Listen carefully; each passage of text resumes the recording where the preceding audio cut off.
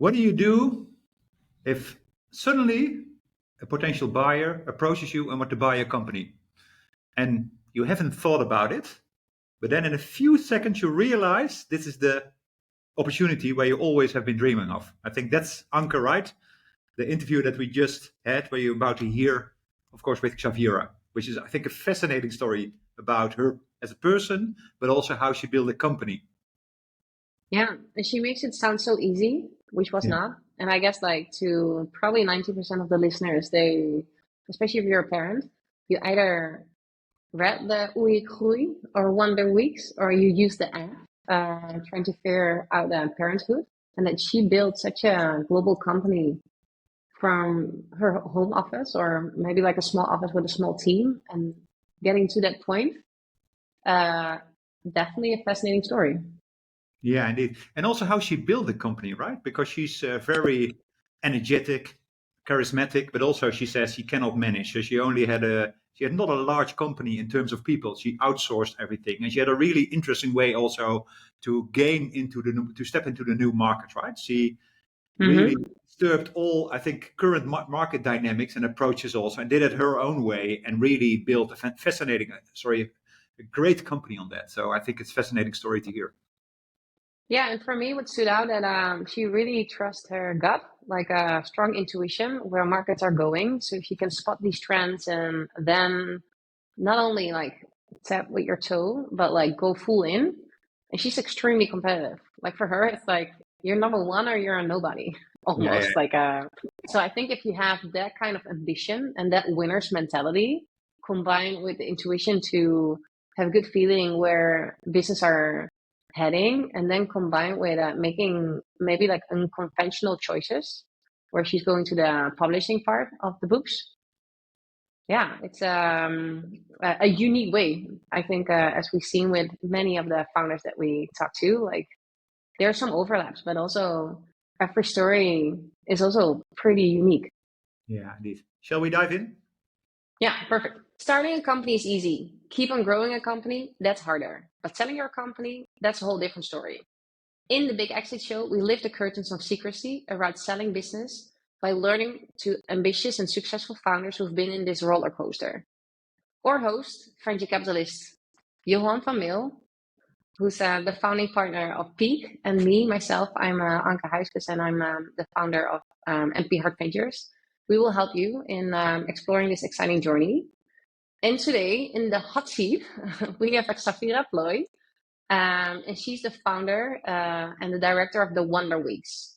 Her parents, which was a research couple, Frans and Hetty, they published a book under that title, The Wonder Weeks, back in 1992, in which they state that a baby develops in 10 predictable steps. And Xaviera took that book to a whole different level and grew it internationally. The book was available in 20 or is available in 29 languages and is one of the best-selling apps in the world. She recently rewrote the book again with her father, and last September she published the Wonder Weeks, the pregnancy handbooks. And then the next phase is that she ended up selling the company last year, which is the reason why we asked her to be today with us to tell her about the incredible story that as a Dutch citizen and a mom, I'm very proud and eager to learn. So welcome to the show, Xaviera. Thank you. And grandma, which I'm very proud of. Oh, yeah. Yeah, even that. So maybe we can start off. Obviously, I give a short introduction, but there's probably much more color to it. So can you maybe tell us a little bit about the beginning? So as a good teenager, I always said I would never, ever, ever follow my father and mother's footsteps, which of course didn't really end up working that way. So after I graduated, I started a company in concept development and strategic thinkings, more in retail specialized. And my father kept on asking me more advice about marketing, because marketing and publishing houses, that doesn't really go together. They're not that well at doing marketing, which is very kindly put. So I took over more and more. And at one point it was just too much, because it started to grow so much, and I couldn't handle my own company, advising him, doing more for the Wonder Weeks. So I decided, actually it was a gradual process, and I took over the company at one point. And that's when I thought for the first time, because I started with books, so every book had a different title. So I didn't have one brand. I should, should rename everything. Word jokes I made should be different in other countries. And that was such an obstacle at one point. So I decided to not see the books as a product anymore, but see the content we were selling as a product. And if you put the content and see the book just as a means to get that content across, that changes everything. And I think that was the first step in, going global, actually.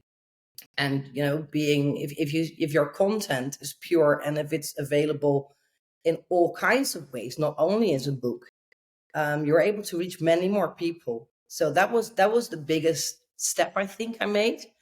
So rebranding everything into one worldwide brand, then seeing the content central. And then I was inspired by a TED talk about the different ways that people learn and the different forms of intelligence we have. And I thought, if I would have my knowledge available to everyone within the whole reach and the broad spectrum of all these intelligence types and the ways that people learn, then I can reach everybody. And then Apple came with this device that was for the lucky few. So they waited for 4 days in a row outside or something for this phone, which I was very, very clear about. That was only for the lucky ones. And that would never happen because we all had a diary on paper. Who would ever need a smartphone, right? But I thought, I'm 30 years old. My book is old. So we should do something new, do something for the lucky few too. So I decided to make like a brochure online, an app store, which I think I was one of the first ones to get in that app store. And this was when? That was, I think it was 15 years ago or something. It was with the first phone. Yeah. Yeah. That took on really well, because if you're the first ones to adopt something, it's very easy to become number one, right? And if you then try to do your best, it's very easy to just stay number one, which I did all these years. So the app actually turned out to be much more than just a brochure to get my book sold. It was, at the end, it was 80-90% of my revenue, and it was the best sold app in countries I didn't even know that existed. I had to look up, and where is this country based? And I'm getting sold there. I didn't even know that country existed. So that was a big breakthrough. And then the whole marketing shifted. Social media came up, and my app was big, and the app made people read books. That was also very nice to see, because there are so many people who don't read books, but actually, due to the app, they were so interested and they wanted more. So they bought their first book and they never read books. So that was good too. So a lot of things changed with the app. And well, like I said, it was a bit of a coincidence, because I thought I was just doing something for the lucky few. And then it blew up. Yeah, and there it ended up being. I remember the first time we had this, that was an Android award, and I was nominated, and I was thinking, I'm this girl sitting at her kitchen table in Arnhem. Am I actually really getting nominated for something? Is this a small prize? And then I found out it was, there was a vote from people, so there was actually people voting for my app. What? And then I was competing against Nike and stuff, and I thought, like, okay, forget it. But just being nominated, that's nice. Although I actually have to say, there's only one number that's number one. The rest doesn't matter to me. But we got chosen. We were the number one. So I got T-shirts made, like, whoa, we've got the app. And I thought that was, honestly, that would be my high moment there. But then it just grew. And and it turned out to be so valuable to people that we were seen as the most valuable product, most valuable advisors to young parents globally. So that made me come into the advisory board of Pampers. That it opens up so many doors. It opens up, although my book and my app, of course, they're just commercial products. I never thought about it as commercial products. I really was in it with passion to help parents around the globe. And I think that passion was seen in the app and in the book, because that's how I always got validated by my consumers, the parents. And well, that gave me a special entrance into households, into the minds and the hearts of families, I think. And that's also how my validation came, because I never thought about myself. If you want to have a product and get it global, you need someone to help you or something to carry you get there globally. And I was there globally. And that was actually the biggest strategic move I made, but I never made that move because I just wanted to help our parents wherever they were. Hey, Xaviera, taking a step back, right? Because indeed, as a parent and as a father of two kids, I also used the book. I bought the book in Dutch, Oei ik groei, right? I Yeah. still remind it, and it was really, especially in that phase, as a parent, very helpful to understand, let's say, the phases that your kid is going through, right? And especially the growth steps, the growth phases that they go through. How, as a parent, I mean, you worked with your parents, right? And they had a scientific background.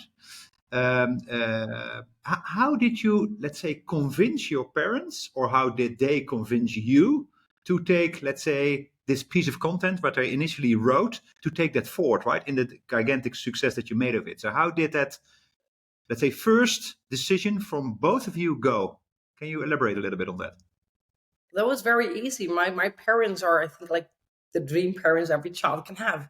And they just always said, if you put your mind to something, we might not understand how. They never did, but you always succeed. And we can see that in your eyes. And they knew our passion was the same. We all wanted to reach parents and help them. So it was very much aligned. There's not so much to say, actually. They just said, you can see it in your eyes, so go ahead. Of course, we had discussions, but that's where the gray area comes, because I was making it global. They were doing their science. There's this gray area where I would say we should bring it like this because parents want to hear it like this way. For example, when we changed from shifting from moms doing everything to moms and dad joining teams, that's not something that happens overnight, right? That's a Mhm. process. While one of my best talents is to spot where things are going. My parents, of course, are researchers, so they first want to see that it's already there before they say it's there. So that was a gray area, for example. So we had some real big discussions about going on that topic, because my parents first said, for example, it's in the book stated, you read mom, but if it's a dad, that's okay too. And my dad, for example, never figured out what the problem was, because he said, look, I took care of you for 2 years when my mom did her PhD in Cambridge. He was a full-time dad, which was in that time quite something. But he said, it's stated in the book. You can also read mom as dad. I was a stay-at-home dad. I'm not offended. So why? So, people want to hear things differently now. But those were minor discussions. It was, yeah, they just always gave me freedom to do whatever I wanted, as long as I could say why I wanted it, and if my eyes showed that I really needed to do this. And what was, if you look back, what was, and really great to hear, right, about your parents and seeing the enthusiasm in your eyes and then going for it. I can also understand with that scientific background and also the fact that you brought it from, let's say, one book to, let's say, an international company, right, with apps, content, etc., with a brand above it. It's a huge step, right, for them also. What was, let's say, the biggest discussion that you had with the parents, right, where you really had to convince them in doing different than they did before? Also, for me, a little bit to understand, because I would never work with my parents. I never did, and so it's Well, and that's the biggest discussion we had was when I was rewriting We Groei, or the one our basic book, completely. That Mhm. was that was their baby. They wrote every word like they wanted to write it. I think complicating things was that my mom died in that period, so everything I rewrote was almost um, her legacy was not there in these exact words anymore. So I think those were the biggest discussions, Mhm. and yeah, and but that was good too. You get a diamond not by you get a diamond by really rubbing it. You have to polish something. So yeah, as long as we're able to look each other in the eyes, we could fight over it for a couple of hours, but that only sharpens your mind. It Yeah. made so. I was raised, and I still and really embody that. And that's also the basic of every leap we're talking about, the baby leaps. Pain is where the growth starts. If there's no pain, there's no gain. There's no growth. And Yeah. yeah, and I'm raised that much that way that I don't think about pain or problems the way that others think. I think about it as huge opportunities, as the feelings I want to feel, because that's where the magic starts to create. So And yeah, when you're saying this, is it like in hindsight that you then look back, like these were indeed the uncomfortable moments where as the company and you maybe as the founder had to leave, or in the moment you felt like, oh, in the moment, this is yeah. I honestly believe then with people, with organizations, with cultures, with no matter what kind of system you have, because internally we're one system too. And although Groei was, of course, and the Wonder Week was about, the system in one baby, I think the same applies to all kinds of systems, even for companies, that, you grow the brain of the organization or culture, whatever, or person. That's the most lazy part we have. You need friction to get it moving, to see where you're going. And I really like growth. So the pain is the start of the growth. So in that form, I really like pain because I don't feel it like pain. I feel it like a great opportunity just presenting itself to me via, my heart, my belly, and my head. So Yeah. I think about And pain. and it seems like you're very competitive as well, because you just mentioned something like if you're not number one, you're basically don't count. That's like pretty like masculine, or it's like very Yeah, competitive. How it is. Sorry. Yeah, I'm. Yeah, no, I love it, only one but number, and there's only one color, and that's gold. Yeah, yeah. Yeah. yeah. But how, so because in the beginning it felt like you made it sound like pretty easily, like, oh, we were the first, and then like if it happens by accident, but these things don't happen by accident, like not at this scale. And I think I'm listening to you, like you're very intuitive, that you knew like, oh, we're gonna go on mobile, like App Store is gonna be important, like Android's gonna be important. But Yeah, how but did you stay ahead of the curve? Because there's so many others trying to get you off the crown. Like just it was like, it is still like a very competitive space. that's one thing. Don't wear the crown, be the crown. That's something I honestly embody it. Yeah. And the thing is, I am very intuitive, and I think I'm very good at spotting chances, and I just feel where things need to go. That's the phase I'm very comfortable with, is the growth path. The leap, even things, my books were about leaps and growth. My first career was as a ballet dancer. Look, my favorite pose is this leap. So leap and poses are just, that's my territory. And I always knew from the moment I was born at dawn, and that's actually what I do. Precisely at dawn, bring out the light. Hmm. And if you know what, I think for me, I never felt it as being that hard because I just know where to go, because I know myself very much, and I know very much what I like and what I want, and I know very even better what I do not know, what I can't do, and that's also good talent. Xaviera, double clicking on that, I read, I think in an early interview of you, right, what you experienced also at school, right? I think it was at, I think in the fourth or fifth grade, right, with a teacher which didn't treat you well, and then you, let's say, realized the big thing. Are you referring to that moment that you really, let's say, came out also as a person when you start building, let's say, the personality that you currently are? Is that what you're referring to? That's a good question, actually, a really good question. But I think that's two parts.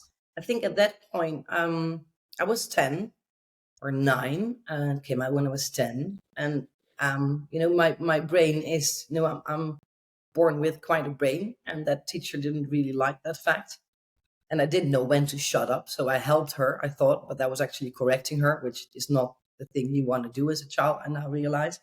But I honestly thought that was helping. So that was a very bad experience. I've been locked in closets, been thrown from staircases. Everybody had to laugh about my glasses. So I was this nerd. And I decided at one, because I was named Xaviera Famke when I was born. And then my name they would call me was Famke, so not Sevira. And I decided at one point, Famke, which was the nerdy part, the girl who was locked in the closet, she's dead. I'm going to rebuild Sevira. She's got 10 iron spines and she's going to rule the world. So that was one point. Yeah, but that did make me go, like you said, Anke, into that very masculine energy. And I think only after my exit, I got this almost revival again of going back to my feminine energy and finding Famke in me. So that's that, it's a weird process, but I think also that's the best thing that the exit gave me. That's actually the opportunity to really, really find out who you are. And I always was who I am, and I knew very well, but there's always hidden parts, that come up or that was for me. And I'm still going through that process in one, I think. And that's the biggest thing I got from the exit. That's being so much aligned with yourself, finding yourself so much, seeing things that you already knew before about yourself, but then now we're being able to put it into words and understand them. Yeah, We have that's space.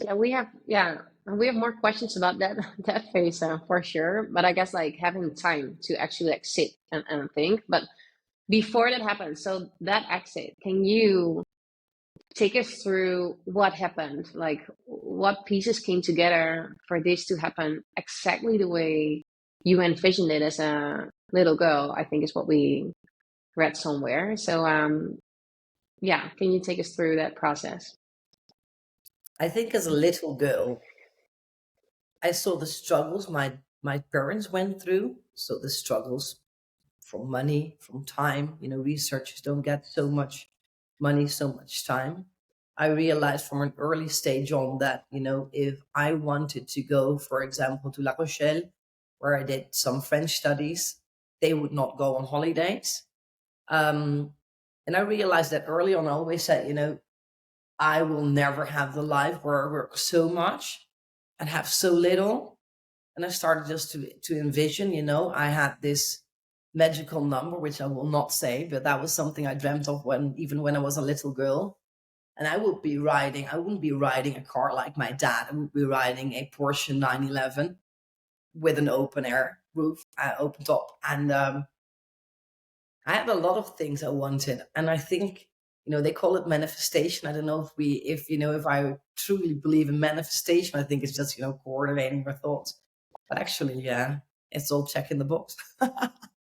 Yeah. Yeah. Cool. Maybe like the actual like who called who. Yeah. What from what you can tell us about the details, but we would love to get more into the nitty gritty details of how that process went. Of the other company knocking on your door, basically asking to acquire the business. Oh, that was, I think, well, I was going through a very bad time on personal level. So that made it easier actually to sell, which sounds ridiculous, but it is. There was someone who just sent me an email via LinkedIn, and he said, like, look, we want to collaborate, which basically means you have to do everything for free for me, and I won't do anything in return for you. That's but someone made a mistake in my company, and they made before, and it was someone in charge in management, and they said, we're doing this together, and I really believe in fair split, but also, input output. But I had to explain to him, if they don't do the input for 1/3, you don't share 1/3. So it was like, okay, dude, I'm just getting this guy from LinkedIn to my office, explaining to the other one, no, this is why we don't do collaboration, because we have to do everything. So I was in the mood of, well, I'll just give you my brochures and whatever, you go, because that's not a collaboration. So that was my mindset. And it was on that table, and he started, he said at one point, okay, those are all lovely ideas. However, I'm the international director of that looking back, that could have been, something to take into account that he wasn't there to talk about brochures. And we actually want to take over your company or get a majority share or at least get. And it was like, okay, let me go grab some coffee, change my mind, come back. And so I Start said, over again. so I said, so I came back with the coffee. So, okay, my mind shifted and I'm there. And, it took me 3 seconds making that coffee to actually realize this is something I need to do. Because, my company didn't sound like a sellable company because of it being a family business, the books, everything was, although I really tried tying it to the Wonder Weeks brand and not to me personally. As an author, you'll always be the ones giving interviews. Your name is there. You're the author. So it was tricky. And, but I knew it was the best thing to do for my company and that I could do it really well too without my company. And what was at that time, Xaviera, what was the size of the business? Also, what you can disclose, of course, but also in terms of people, how big you were. You mentioned already the companies. If you Ideal want. company. I just had 8 people. Yeah. Yeah, that's ideal because I'm not a manager. I'm not a good manager. I don't like Excel sheets. I don't like budgeting. I don't like paperwork. We just had one big room. We were one big family, and almost everything was outsourced. And I love that. I'm not that kind of person with, if someone tells me I've got 1,500 people working for you, I'm like, oh, okay, come and get a cuddle from me because that might be very hard. I don't like that kind of companies. I'm just normal, regular girl from Arnhem, and I wanted to have a good company. So I had 8 people, and that was it. And I had almost all work-at-home mums because they know how to really combine stuff. And they of course at the end they were getting into the office, but we were very flexible in our hours and everything, and I love that. It was only during the due diligence that they made a calculation that 500 people were actually working for the Wonder Weeks direct or indirect, but they were, the Wonder Weeks provided their income. So that was only the point where I realized, dude, if I make a mistake, there's 500 families depending on me. But I never realized that before. That was only during the due diligence. Yeah. So Because you outsourced the printing of the book, like the whole publishing was outsourced, like the app development. Because I had a hybrid model. it was a number. No, I had a hybrid model, and everyone who wants to go international, there is not one model. If you look at, you say, I'm doing it this way, you're so not, allowing culture to be there. But culture is a real fact. And the moment you embrace a culture in a different country, that's the moment they take you in. If you want to do it your way, just stay out, either go in or don't go in. So sometimes I had a publishing house with a joint venture, because I would never just publish, although in minor, that's not correct actually. So in minor territories, I would just publish because it would just be, like Slovakia or something. It sounds really diva, but if your book gets published in Slovakia, it was just for me, okay, another title, just put it in the shelf. I shouldn't think about it like that, but it was so big that at that moment, that was actually how I thought about it. And I had this hybrid model. So sometimes I would use a joint venture. Sometimes I would publish myself. Sometimes I would have ebooks, audiobooks, and everything that was able via the Play Store or the Apple Store. I would do it myself and then only have the print with the publisher. Sometimes I would have print on demand. Sometimes I would have my own warehousing and my own printing. It just depended on how much could I get my tentacles in that country. And I firmly believe that if you do it yourself, you do it better. That's, it's classical, but I do. So I would always do as much as I could do myself. And only if proven that others were better at it, I would have a partner in that form. And you were probably approached by a lot of people, right, who saw the success of Wonder Weeks in different countries and said, I want to do this in my country. Can I co-publish the book, or can I co-write, or can I do a joint venture, etc., right? I assume that that's the way how your business grew internationally, right? Or Yeah, but actually, I always thought, the moment people are interested is the moment when you hold back. The Yeah. moment they can't live without you, that's the moment you ask for a cooperation, because at that point, everybody's going to say yes. So, for example, everyone who has a book wants to go to the States. That's like a Mhm. huge thing. Actually, a Mhm. breakthrough in the States is it's not that hard. It's not the hardest breakthrough I had. It's the biggest territory. It got me the biggest amount of money. Yeah, but it's not that Mhm. hard because we're very close.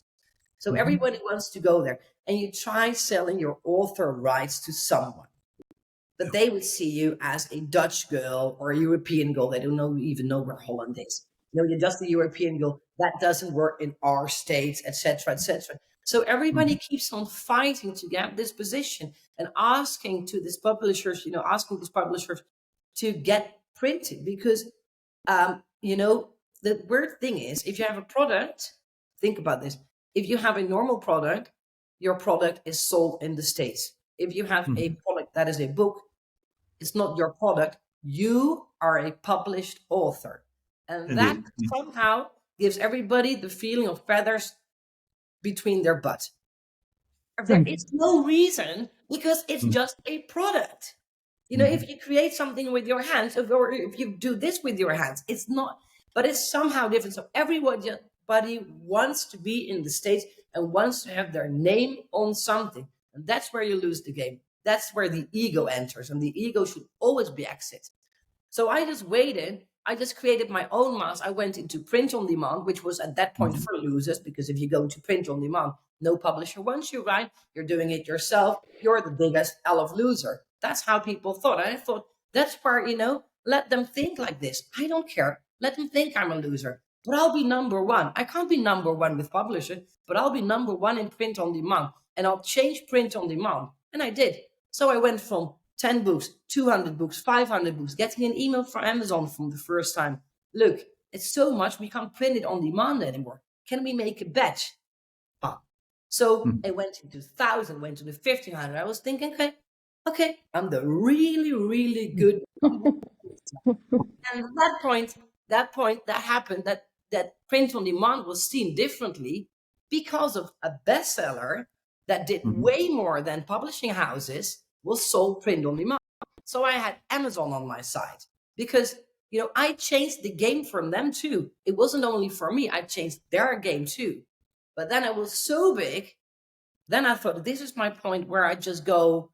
At first, I did a hybrid model, so I did a bit of distribution externally, but I have my own warehousing. A lot of shit, you don't want to be at Mallorca, being on holidays, and then hearing that your book is printed very bad, and there's containers of books everywhere. Never want to go there again.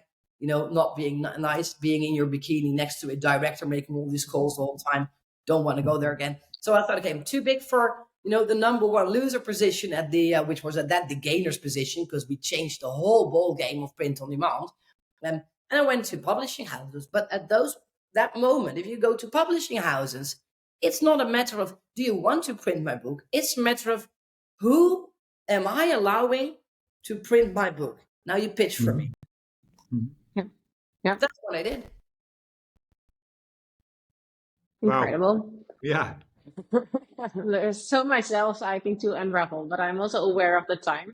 So I guess let's go back to the table of Yeah. the acquisition where you went in. Yeah, you went to get some coffee. You switched the button, I think, to walk in, Yeah. realizing this might be like a life-changing opportunity. From that conversation to you're nodding. No, I never thought about it like that. I never thought about it like that. I thought it's the best thing to do for my company, because I wasn't the best manager at that point. I'm a starter, I'm a creator. And it got so big, and I heard myself saying no to, actually, being honest, quite good ideas for my team. But the only thing I was thinking is, why do we need to go bigger? Why do we need to go bigger? I was done. I was done. And, that's the point where you have to be honest. If it's your child, if you can't treat it the best way ever, you have to give it to someone who does, who has this passion to make it bigger, bigger, bigger, bigger, bigger. I'm not that person. So that It's was my. surprising. Oh, sorry, Xavier, sorry to interrupt, but it's surprising because you lean so forward, right? So you're active, you really create your own destiny in every way, right? How you build a company, how you convince your parents, how you indeed make Amazon realize that they should keep your book on store, right? Keep your book in stock. So I think you really created your own culture. But in this respect, you say I was done more or less, and this guy at the kitchen table suddenly made you realize. Well, that's a little bit because you're leaning so forward and so active in taking your own destiny. And in this way, you were also, if I understand you correct, a little bit surprised by the fact that it happened, right? Yeah, I was surprised by the surprises. It's I don't believe in time. Mhm. Time is a stupid concept, and it only makes us aware that, for example, I had to log in at whatever time today. Yeah. Um, But a surprise just means that there's new information. You got to process it to find your outcome, right? And Mhm. yeah, I know for a lot of people that takes months, but for me, that's 2 seconds. Yeah, I'm sorry, but that's the way my brain works. And, that's how I accept it. And Yeah. so, no, the thing is, I always thought about my company first. As a leader, I think that's the biggest thing, actually, biggest thing that I realized from the exit. When you're active in a company, there is no place for your ego. You are just a part of your machine. You are a very, very important part, but it's not you. And you can be replaceable. Every part is replaceable. And like I said, my machine was getting so big, although I might be like the motor or something, I wasn't having enough strength. I wasn't, it wasn't, I was built for a smaller car. My car got bigger. You need a new motor block, right? And Mhm. so I realized that. And I realized that, everything you leave in your life, it opens up room for something else.